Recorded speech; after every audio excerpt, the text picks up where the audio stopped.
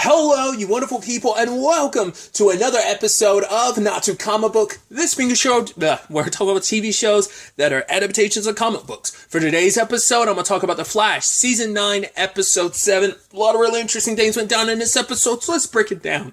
Excuse me. I got super hyped when I was like, yo, Nicole Maines! Which, interesting timing because, she's in season 2 of Yellow Jackets. I don't know how much of the season she's going to be in, but she was at least in the first episode, so the timing's really interesting. But I was like, yo! Getting her to return as Nia, not even just Nia, but also as Dreamer too. I mean, obviously it's one and the same, but still.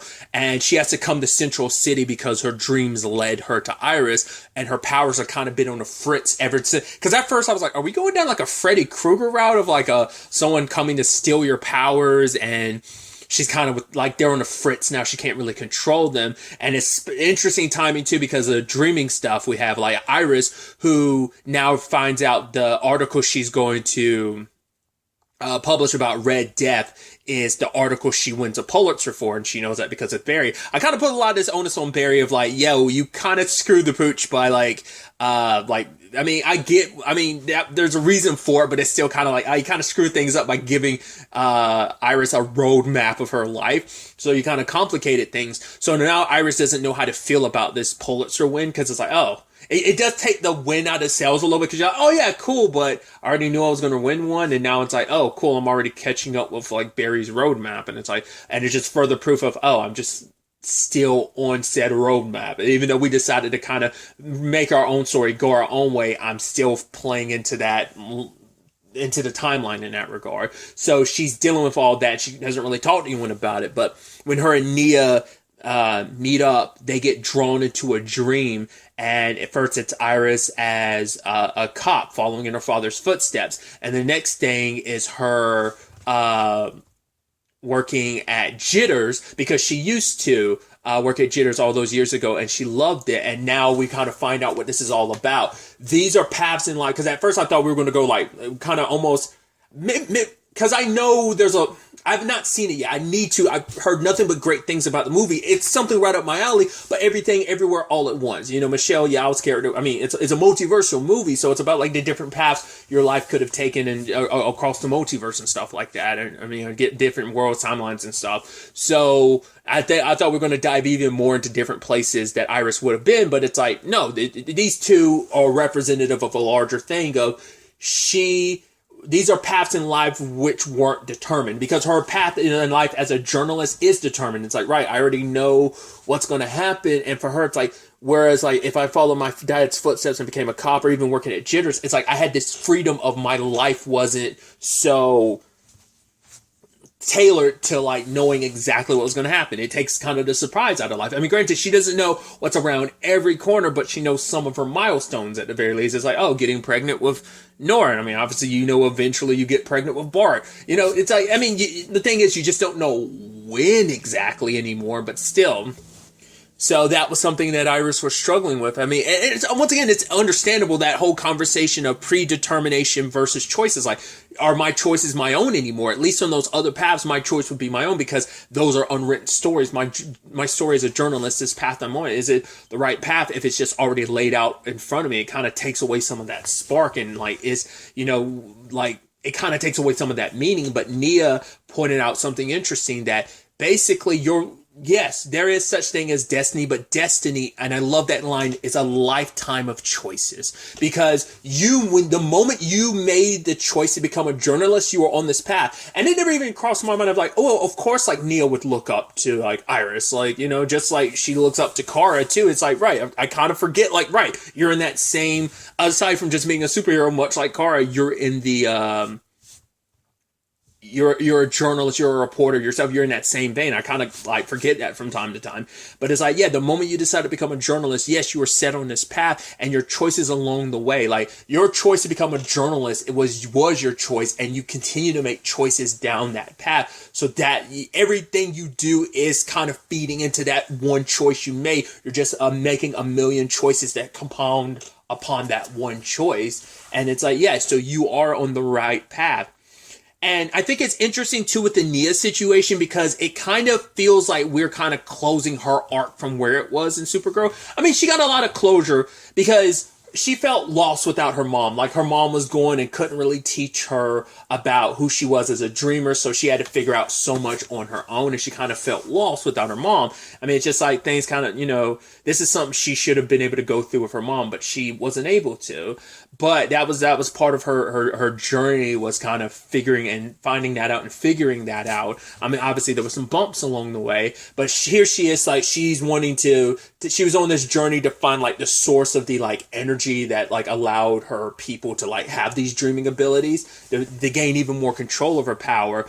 But ultimately, this whole thing was a journey. Like the moment Cecile was like, wait, I feel this energy. It's not like a bad energy. It's a good energy, like a guardian energy. I was initially like, wait, it's not going to be her mom, is it? It's like, well, we know her mom died, but I was wondering if like on some level of like some residual part of her, but it's like, no, but it seems like it is potentially an ancestral thing, which we'll get to in a second. But essentially, she finds out the woman in the hood that's behind all of this was the source she was looking for, trying to reconfirm not only for Iris, but Nia. They needed to kind of be on this journey together because they are two people who have these great destinies that are both feeling like they are straying from their path, feeling a little lost along their paths, and she kind of readjusts them to be back on the paths they're meant to be on. It allowed them to have a different perspective. Nia's there to help Iris, and Iris was there to help Nia, because Nia was kind of holding on so tight to her control of her power, but her power, to fully embrace it, means kind of letting it go, kind of, I think, run wild like a dream would. So I thought that was kind of poetic, but like I said, it also feels like it's closing that chapter in her like discovery of who she is, and now she's gained even more power, because it turns out that the person she was seeing is basically the first dreamer, because she was like, yeah, my mom got her dreaming powers from her mom. So I guess, because I was wondering if like it was something, I guess in my head I was thinking like more people on their planet could do this, and maybe that is, but that's why I was wondering if this woman's like a distant ancestor of like, right, she passed the power to her child, so on and so forth, until it eventually got to Nia. Or is it kind of like, because she's supposed, but the way they put it, she's kind of like the mother of their entire planet, because she was the first dreamer. So that's why I was like, yeah, I know that, like, because it isn't just, because that was my thing, like, I don't think it's just Nia's bloodline that has the power. I think everyone on her mom's planet had that power. So, but she's like the like mother. She's kind of like the Eve of like all of them, and their powers kind of derived from her. And she kind of gives even more power to Nia. Also, I do love that it's like, not only did we get Nicole Maines, like I said, not just as Nia, but also as Dreamer. Like she got to wear the costume like one more time, which is actually pretty dope. It actually kind of led me down this whole diatribe of thinking, I'm like, it's like there's so many actors in this Arrowverse situation, those who were like outside the Arrowverse that were eventually brought in, like a Black Lightning, or obviously like Supergirl's been part of the Arrowverse since season 2, but obviously initially wasn't. So stuff like that. But I'm always like, there's some, when you actually think about your life, there's some actors who were never in like a lot of the other shows. Like Cress Williams has only ever been in maybe Flash episodes, other than like, yeah, like the crossover last episode. I mean, I think technically he was in a Legends of Tomorrow episode, because I can never remember the breakdown of like Crisis on Infinite Earths, because I want to say the order was Supergirl, Batwoman, Flash, Arrow, and then Legends was part 5, and I think Nia was in part 5, so that's why I'm like, I think, so that means she might have been in a Legends of Tomorrow episode. I don't remember. I could swear she took part in the final fight against the Anti-Monitor, but I don't remember. Obviously, it's been a while. I love the crossover, so I'd love to take time to like rewatch that, you know? Because I think that's the only one I haven't fully rewatched. I've seen part 1s, 2, and 3 of the Crisis on Infinite Earths, like, at least one. I'm going on this whole tangent. I was just wondering, I was like, is this like, that's why I was just trying to remember if this was her first time popping up in something outside of Supergirl. That's what I was curious about. But it's like, she might have been in a Legends of Tomorrow episode because of how that breaks down with the crossover episodes. But either way, I just thought that was kind of pretty neat.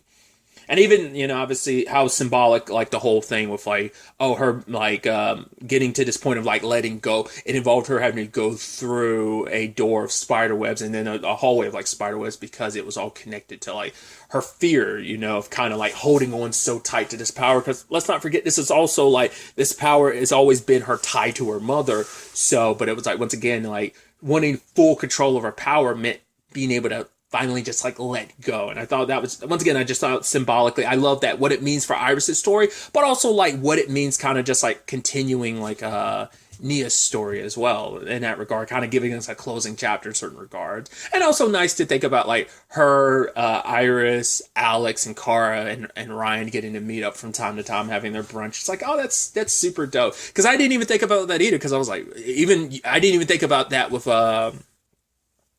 Javicia Leslie. I was like, right, she's like obviously like being the Armageddon crossover. It was like, yeah, that was like her first time outside of Batwoman, and it was she's only been in Flash episodes, in Armageddon, in the case of Armageddon, as well as like this Red Death storyline. So once again, it's just one of those things where you think about, once again, especially because that thread on Twitter of like, yeah, like that, all that Arrowverse stuff that you're like, man, just looking back on, you're just realizing like how many actors were never in certain shows and which actors have been in a lot of the shows. It's just kind of interesting to think about. But tangents and all that aside, even though I went on a huge diatribe, I apologize.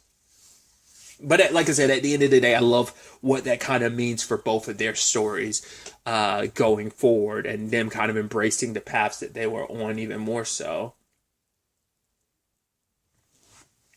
But another side of this episode involved Keon, and I love that, like, because I thought the dream aspect was, like I said, I didn't think it was just going to revolve around Iris, and because I thought it was going to be more sinister, be like in a Freddy Krueger type of way, but ended up not being the case. But the fact is, when we also had Mark having a dream, and the moment like he's taking off his shirt and Keon's like touching him, like, oh, this has to be a dream.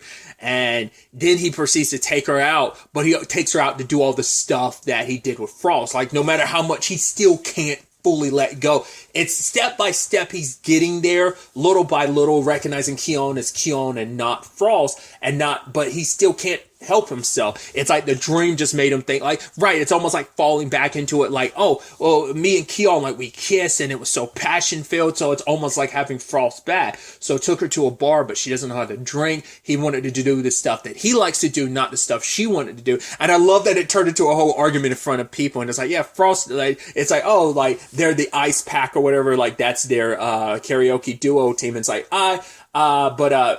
I'm not Frost. Frost is dead. They're like, wait, what? It's like, all right. And Mark's got some explaining to do. And I love that everyone's like, there's that one guy be like, dude, just stop, bro. What are you doing? And one woman, you better never say anything like that to me. I love that, like, their drama's unfolding and like you're getting like commentary for the peanut gallery. I was just like, oh, you tell him, girl, like stuff like that. I love it. Like everyone in there's reaction, but it's still the thing of, for him, it's like, hey, you're not the woman of my dreams. That was Frost and she's gone. But it's like, for Keon, it's like, yeah, but you never took time to get to know me. You were so busy trying to force me to be Frost. Like, I get it. Like, from the moment I came out, like, that's what you wanted me to be from the beginning, was your attempt to bring back Frost. But you can never accept me as me, The rest of the team has, despite what they've lost, that being Frost and Caitlyn, they still fully embraced me, and you're the only one who still hasn't. You never wanted to bother to get to know me. You never wanted to treat me as a friend, which he does show up later on and does apologize. And for him, it's like, I got to go away for a while. I got to figure it, like, the fact of the matter is, in his own regard, very much like, I guess you make the argument it wasn't just Nia, like maybe even you could say the argument that Iris was kind of holding on tight, but he was holding on tight to his unwillingness to let Frost go. And it's like, right, she is gone, and I haven't I haven't gone through that pain. Like, I felt it, but I kept like pushing it away, being like, no, I could do something else about it. Like, I wasn't fully, like, I have to go through it. That's the only way to deal with this is to go through it, to feel everything I'm feeling. And I need to be in a better headspace. And for him, it's like, I can't do that when I'm around Keon, because it's just too much of a reminder of Frost being gone. So for him, I'm going to take time away, and I'm going to fully, like, figure me out. Because he'd asked for her forgiveness, and she's like, I already forgave you. And he's like, really? She's like, yeah, that's what friends do. So he is leaving for now, and Keon is sad about it, because I think there's a part of her that, the Caitlyn and Frost in her, maybe that is still like some parts of her being like sad, that is like, right, you're losing friend in all of this, and I understand why he has to go away, and it's a complicated thing, and maybe there is some fraction of Frost still there, kind of sad seeing him go, and it does seem like she is displaying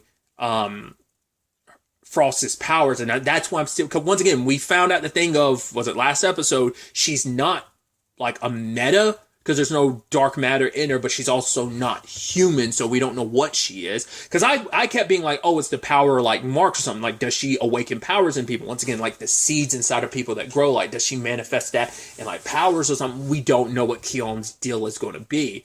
Like I kept being, my theory last episode was like, maybe she's another force, kind of like Dion and his siblings, I was like wondering if something of that nature, but who knows? So when it's all said and done, though,